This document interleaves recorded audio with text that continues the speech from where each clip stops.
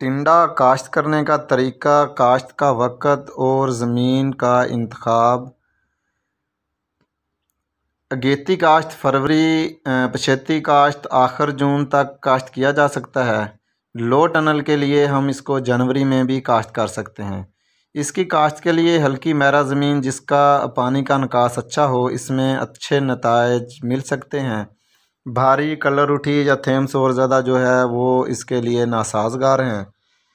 تھل area میں بہت کامیابی سے اس کی کاشت کی جا سکتی ہے اور اچھی فصل حاصل کی جا سکتی ہے۔ ٹنڈا کی کاشت کے لیے پٹڑیوں کا فاصلہ جو ہے وہ 4 تا 5 فٹ رکھیں۔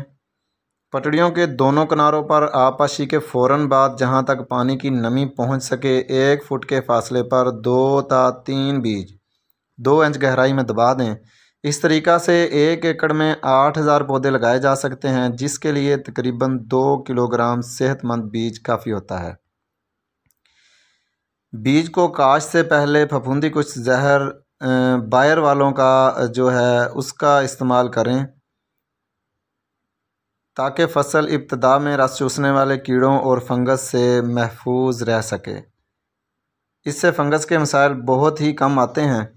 تھل ایریا میں زیادہ ٹنڈا جو لوگ ہیں تھل ایریا کے وہ چھٹا سے کاشت کرتے ہیں، لیکن ہم ٹنڈے کو کھیلیوں یعنی پٹڑیوں پر کاشت کر کے زیادہ پیداوار حاصل کر سکتے ہیں۔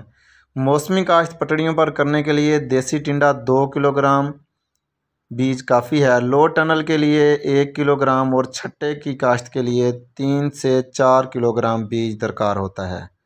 اگر سلیکشن ورائٹی لگائیں گے تو اس سے تھوڑا اور بھی کم لگے گا۔ ٹنڈے کی بیج کی بہت ساری اقسام ہیں مارکیٹ میں۔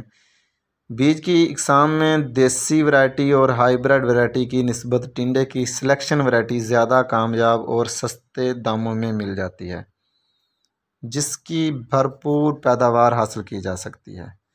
امید ہے میرے کاشتکار بھائی ان معلومات سے بہت سارا فائدہ اٹھائیں گے اور ٹنڈے کی کاشت کر کے اپنے زر مبادلہ میں اضافہ کر سکیں گے۔